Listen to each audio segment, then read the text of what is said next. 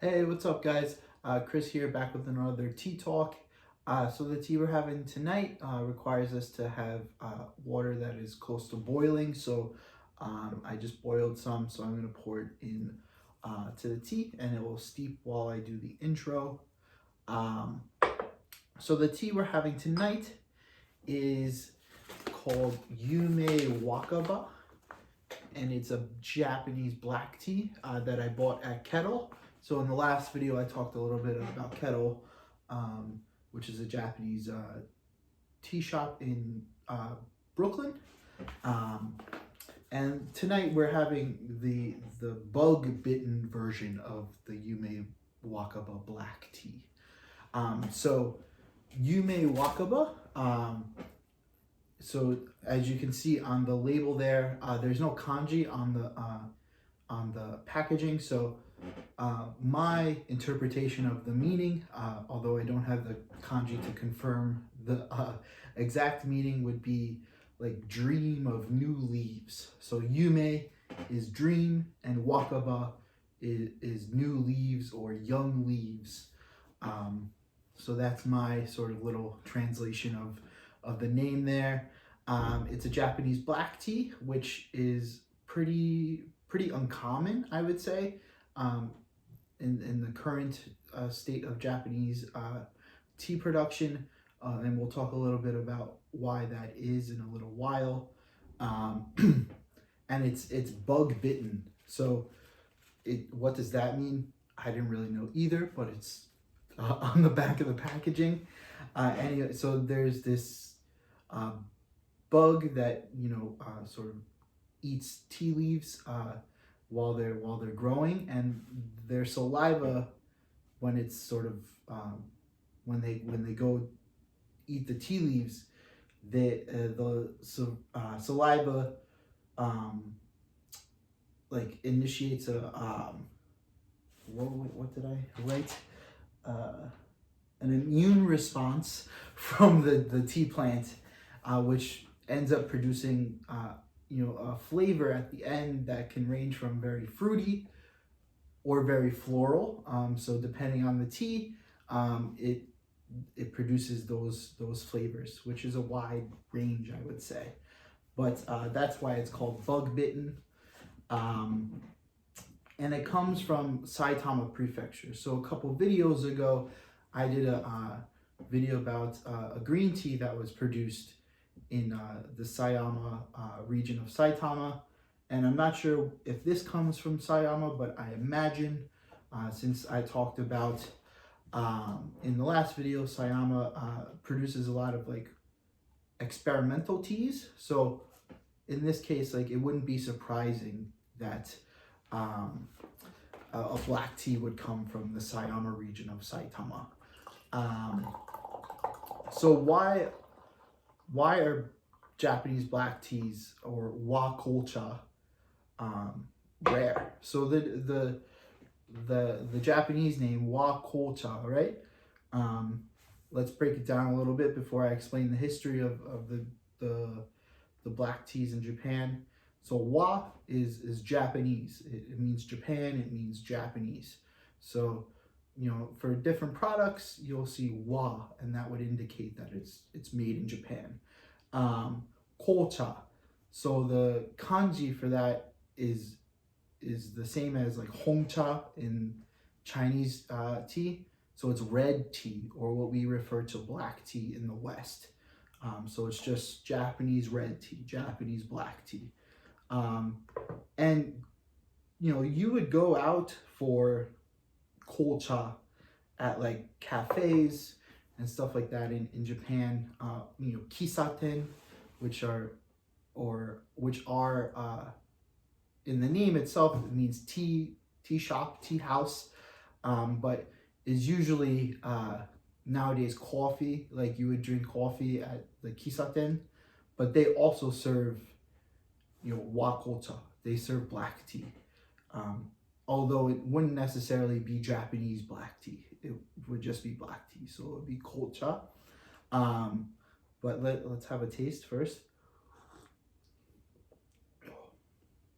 Oh, so it is. It's very floral. So it's on that floral side of the taste range there, as opposed to fruity. But anyway, back to the history of Japanese black tea. So, little history lesson. In 1853, the American Commodore Matthew Perry sails into Yokohama Harbor, or Tokyo Bay area, specifically like the Kurihama area of Tokyo Bay, and basically says, open up your country, or we'll blast these cannons onto the shore. So a little background there: Japan had been closed to outside trade and outside visitors for about 250 years at that point, starting from the 1600s, the early 1600s, until about 1850s era, when Perry showed up. And this was, during the Tokugawa shogunate. So the shoguns, the warlords of Japan, who really ruled with an iron fist, were in power, and the Tokugawa family, which were the shoguns, closed the country to trade. But when presented with the option of we'll shoot you versus open up, they decided to, although it went all the way up to the Emperor Kome, they decided to open up the country in 1854 at the Convention of Kanagawa. The sort of the emperor was like, we'll concede to pretty much all of the Americans' demands for opening up the country. You can have your own opinions about that, but it's just history. And then, about 10 or 15 years later, the Meiji Restoration happens. So in 1868, the Emperor Meiji is restored to power. So after a civil war that got rid of the Tokugawa shogunate, the Meiji emperor was put back into power, and that sort of, again, along with that Convention of Kanagawa, led to Japan opening up to the world. So they started trading silk, and they started trading green tea to the West. But they noticed that the black tea or the red tea that was being produced in India and in China was selling more than the green tea, than their green tea in the West. So this black tea, this Indian black tea, or Sri Lankan black tea, or Chinese black tea, wherever it was coming from, usually like a British colony. So all of those were British colonies. That would be the tea that would end up in your like English breakfast tea, your Irish breakfast tea. So just a little background there. So they brought in these Chinese tea experts from China in the 1870s, and they learned the Chinese version of tea production, and they wanted to compete with India and China in terms of exporting black tea, which they did. They learned. They started producing Japanese black tea, and up until like the 1920s, it was doing fairly well. But during the 1920s was this was the build up to World War II, so there was lots of nationalism going on, and people started to think that this black tea was not necessarily a product of Japan or very Japanese, so they didn't buy it anymore domestically, and they started producing more green tea, which they thought was more Japanese and more like the spirit of Japan. So again, production went down, and what really sealed the fate was in 1971. They repealed the tariffs, or like the taxes on imports of black tea, international black tea. So those Indian black teas and those Chinese black teas and those Sri Lankan black teas started coming in more and more to Japan, and it kind of killed the whole industry in terms of like domestic black tea production.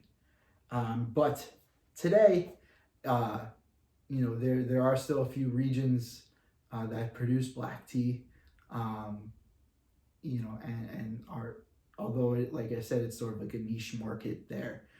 So the Saitama Prefecture is one of them, probably the Sayama region.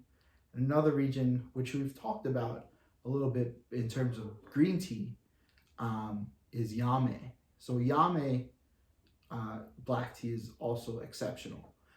Kettle, again, sells a Yame black tea, which is delicious and tastes very, very different than this Yume Wakaba. But yeah, I hope that was my little overview of the Meiji Restoration and the late 1800s of Japan, which is, again, very simplified and very sped up. I can talk for hours about the Meiji Restoration and the Bakumatsu, which is like the civil war that led up to the Meiji Emperor being restored. So maybe I'll talk a little bit about that in some other videos in the future. But I hope you enjoyed the video tonight, and I'm gonna drink the rest of this. Have a good night and Happy New Year.